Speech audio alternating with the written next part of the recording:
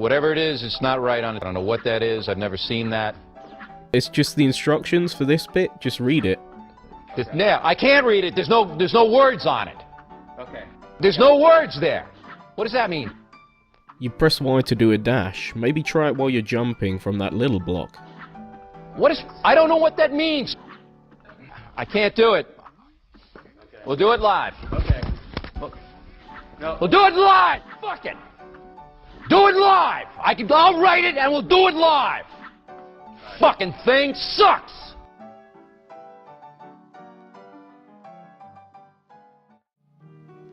Hello you incompetent games journalists, my name is Rusty and welcome to Steam Clean. But I'm going to be looking at Cuphead, which was developed by StudioMDHR, which is a very small indie team headed up by two brothers. Don't know their names off the top of my head. Now the game's been getting a lot of attention, primarily because of its rather unique art style, you can see in the background, although it's not really unique in anything but a video game sense. So the art is modelled on old cartoons, which you might be able to tell, from about the 30s, such as Disney and Max Fleischer, I believe it was called. The jazz soundtrack's also from the era and really fits the game well. I wouldn't say it's my cup of tea, but really works in this instance. So in motion, it's a wonderful thing to see, as you will soon experience. I'd describe the game as a run and gun, or at least that's how the developers describe it. So it's kind of akin to the old game Contra, a 2D side-scrolling shmup with some platforming elements. The last game I played that was remotely like that was probably an early Mega Man, and the emphasis in Cuphead is definitely in the boss battles rather than the platforming. So the question is, does Cuphead runneth over? Does the gameplay match up to the presentation? Well, let's have a look, shall we? I've played about 35%, I think that's good enough for a first impressions. Let's jump in. Okay, here we are in the gorgeous painted world of Cuphead. This is the overworld. And the backgrounds were all watercolour paintings. So they painted all these backgrounds in watercolour, but little Cuphead himself and things like this flag, they're all done in the traditional animation style, so cell shading I think it is, on special film, and then scanned into computers. Now this is world 1, there's 3 worlds in total, and you start off here, which is your house. So the story is very simple story, told in these really nice stills, these watercolour stills. Basically Cuphead and his brother Mugman, because you can play in co-op, got into some trouble with the devil, because if you remember those old cartoons, if you've ever seen them, they're sort of quite dark in nature, especially some of the animations were quite creepy. And I mean, look at the sort of grimace on his face there when he goes up the stairs, sort of absurdly dark. So yeah, they get into trouble with the devil, and he wants their souls. They mess up at the casino. So they plead, and he says, well, if you can get the souls of all these debtors, then I'll let you off the hook. So essentially, those are the bosses. It's kind of like Dark Souls in that regard. So it's very boss-centric. And this is the map where you access all the bosses. This is World 1. I'll just show you the menu for the list. So there's 3 worlds and a final. I have done World 1 now, which had, how many bosses did that have? 1, 2, 3, 4, 5 bosses. 6. 5 or 6, I can't remember, but there were also 2 run and gun levels, which are these, where you can collect coins. Now those are the platforming stages. There are also little characters on the map. They occasionally give advice. In fact, most of them just give advice. But I really like the overworld, the look of it, especially with this sort of grainy film effect going over the top. And the odd little animation in the water, it just looks lovely. And they'll be on the backgrounds of all the boss levels as well, these watercolour backgrounds. And on some of the other, because you get the run and gun and these mausoleum missions. But I think I'll show you the shop first, because you do have coins in this. Pork Rinds Emporium. I love how it goes out like the sort of Looney Tunes thing there. That's probably the animation I had the most to do with. He sounds like a terrifying Porky Pig. So, in the shop, you can buy certain items, because this is a shoot 'em up, or shmup. So, there's stuff like that, spread 8-way, guess that's like a shotgun. And I've got 4 coins. Now, you get coins in the run and gun levels, and occasionally you find them on the map. I'll buy one just so I can show it off. Let's get that one. There you go.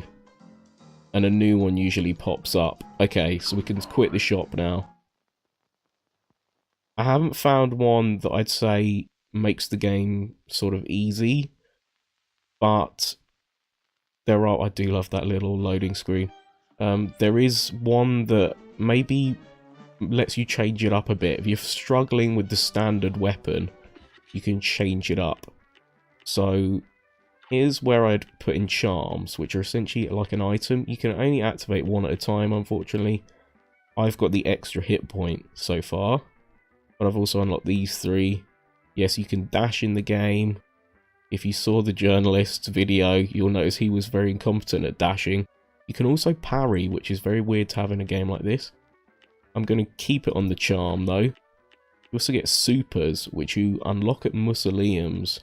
And I'll show you while we're in the game how they work. And this is your B shot. This is essentially your powered up shot. So I've got a new one now. Let's try that out. This was the one I was on. Sort of fired a big Hadouken. And this is where you change your standard fire button. You can do that in the game by just pressing a button on the controller. I am playing on a controller. There's no way you want to play a game like this on mouse and keyboard. That would just be insane. I'll try those out when I'm in. I'll do a run and gun level first, I think. Even though the meat of the game is bosses. Now this little guy down here, yeah, he didn't do anything for me. He didn't have any advice or anything really. So we'll do this run and gun level anyway. Yep, Treetop Trouble. I've already done this. I got 5 coins on it. You can attempt them as many times as you want, as you can the bosses.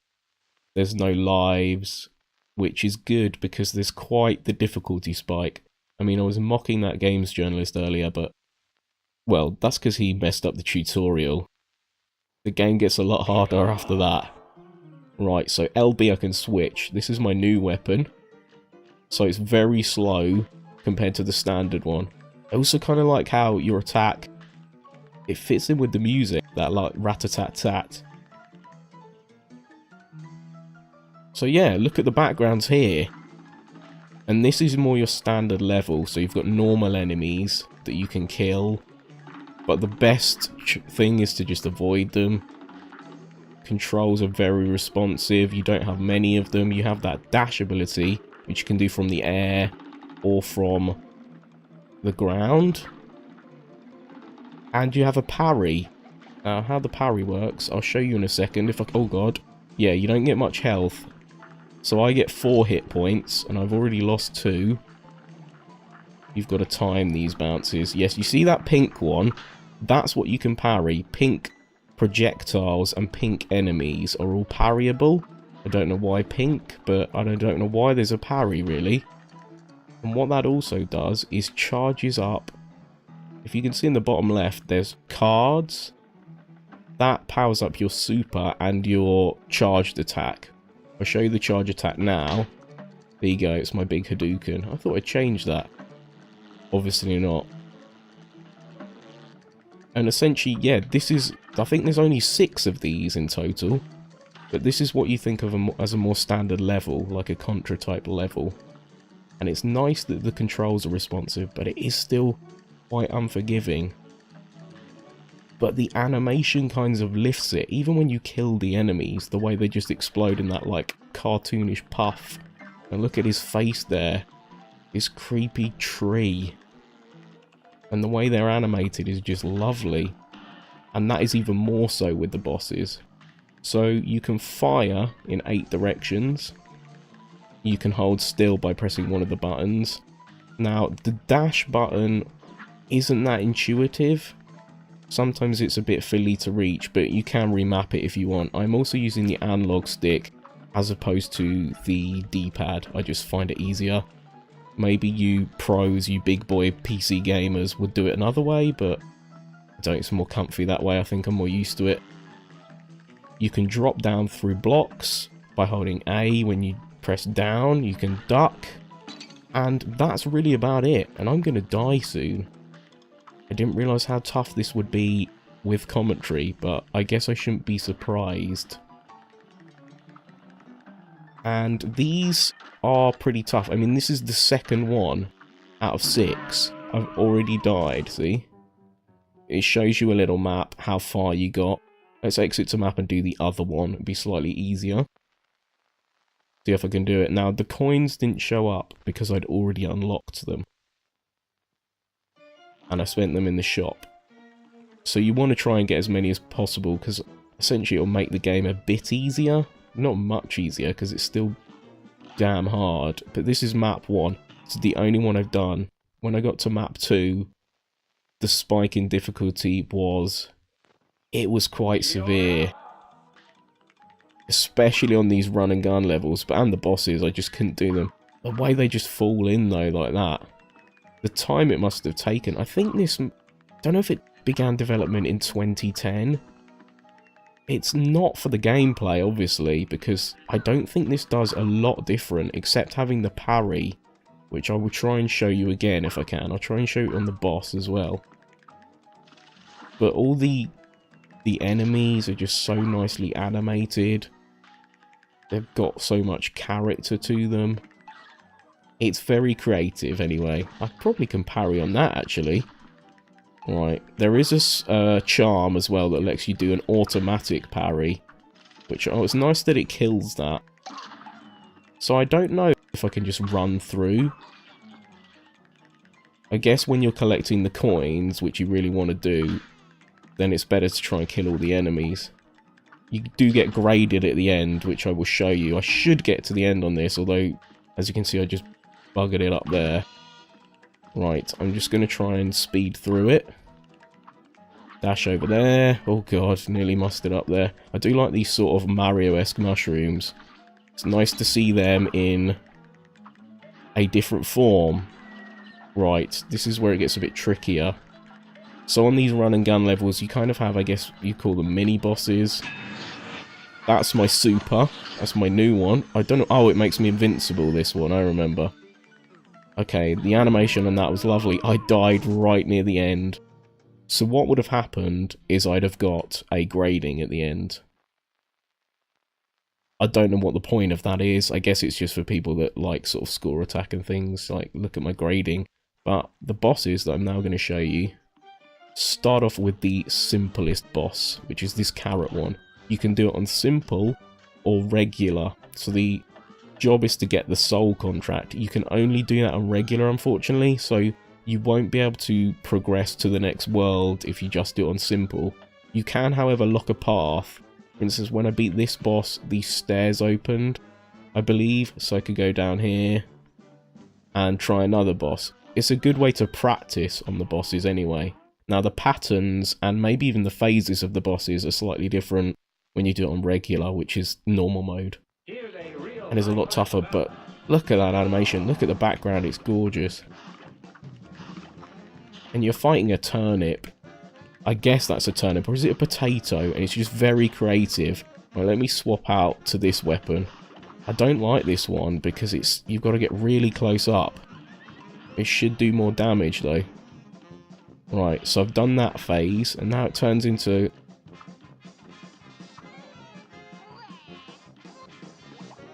It's a bit creepy, even though it's meant to be cute.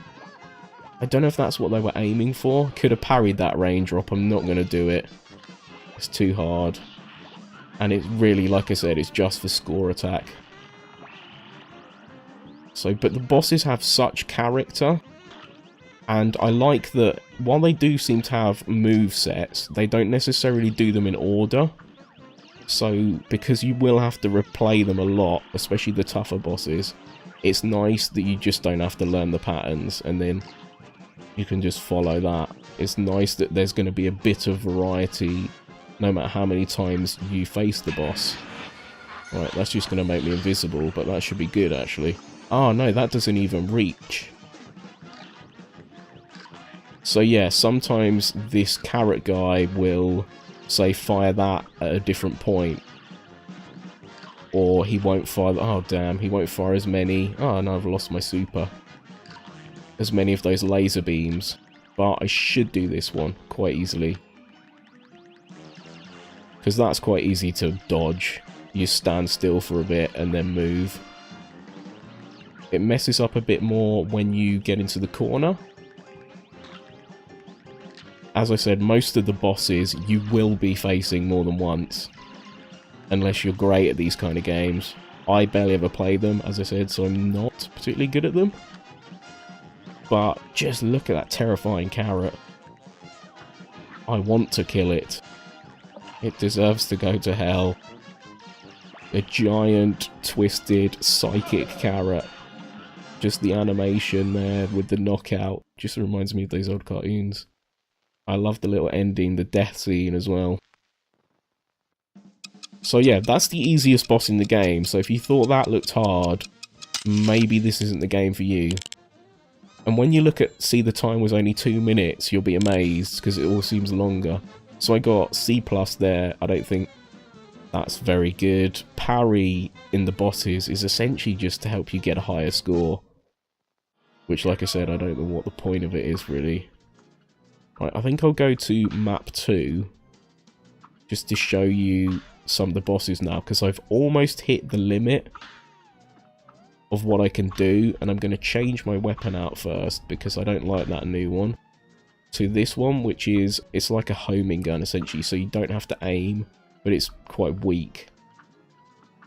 And I'll change my super as well. Now, you unlock those at mausoleums, which is another gameplay element. Other than the run and gun. That was there, I've already done that, so I can't show you that. But that is just parrying. That teaches you how to do the parry. Because there's ghosts. And we can show you this one. This is the aeroplane level. Let's try it on simple, though. Yeah, you have to parry the ghosts. You just use the jump because you can't shoot them. Kind of like Mario ghosts. And when you win, you unlock the supers. So yeah, this is a slightly different gameplay mode because you are in a plane. So this is very much like a shmup. And it's like the regular boss battles, except your moveset's slightly different. You can shrink your plane like that. I never do that. And you can still parry in the plane.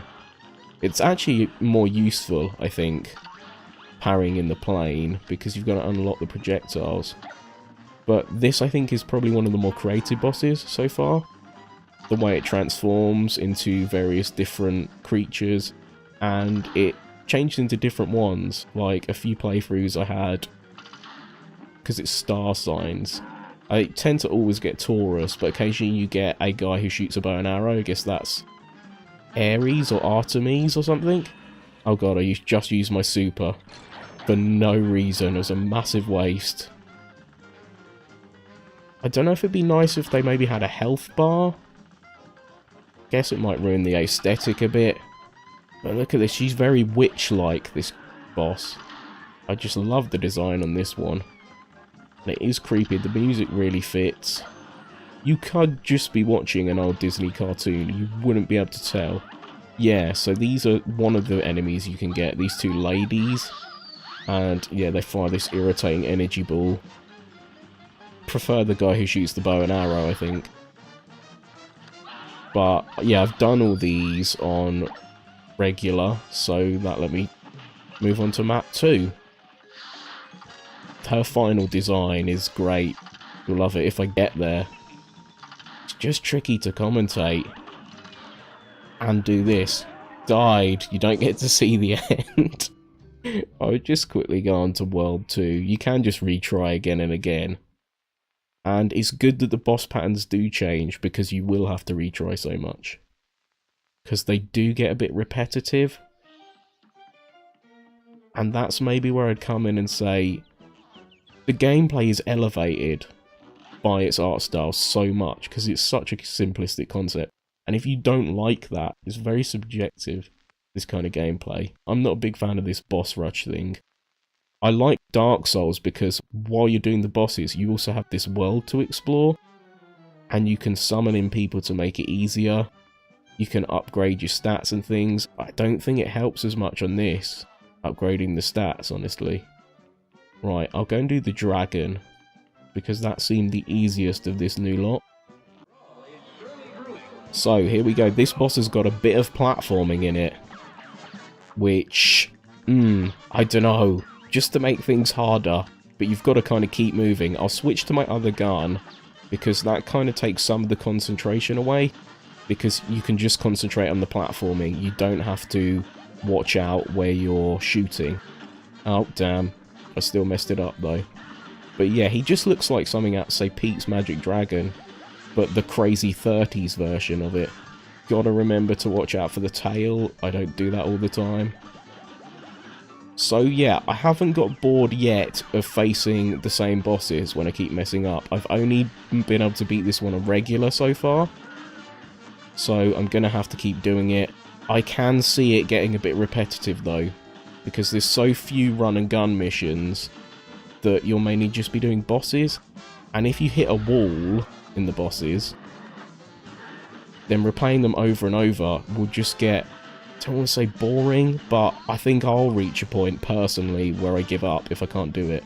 If I keep having to play the boss again and again without winning, just because I don't have the patience for it. And I don't love this genre as much as some will. Even though the visuals and animation just give these bosses so much character. And the little enemies, I think they have more character. See, it's quite easy on simple, that one. Especially with the Homer. Yeah, the bosses have more character than Cuphead himself, I think. So, I don't know if I'd recommend it. If you've been watching this and thinking, it looks too hard, because that was easy, remember. And some of the bosses are tougher than that, and this is just world 2 out of 3, so I think there's 20 bosses in all. I'd almost say it's worth getting just for the gorgeous animation. It's quite cheap. It's about £14 or your equivalent. So just to look at it, just to check out the visuals and the character that's in them, the character that the bosses have because of this, and each phase they change, the animations change. I do believe I'll get to a point though where I do give up. Oh, this is different. Okay, we're on the ceiling. I don't want that. Now I do want that. You see how hard it gets though. Look at this. At least this has added another gameplay element. But I can already see myself getting quite annoyed with this. Or at least having to attempt it numerous times, because this just looks so confusing. Especially if you want to get, like, how do I dodge that duck when the cars are there? I don't know. Maybe it's easier on co-op. If you've got a mate you can play it with, because it's couch co-op. That's kind of like your Dark Souls summon. So get someone to play it with. Or if you're the kind of person that's really good at these kind of games, like Mega Man's or your Contra, you speedrun those things, you're good at Twitch shmups and things, or bullet hells, then check this out. The animators alone deserve your money just for creating something that looks like this. I don't know if I'm going to continue playing though. I'll attempt these bosses again on regular. But if I'm already struggling with these, then I don't know how I'm going to manage on regular mode. Even though the character of the bosses is so unique, it will get repetitive for me eventually.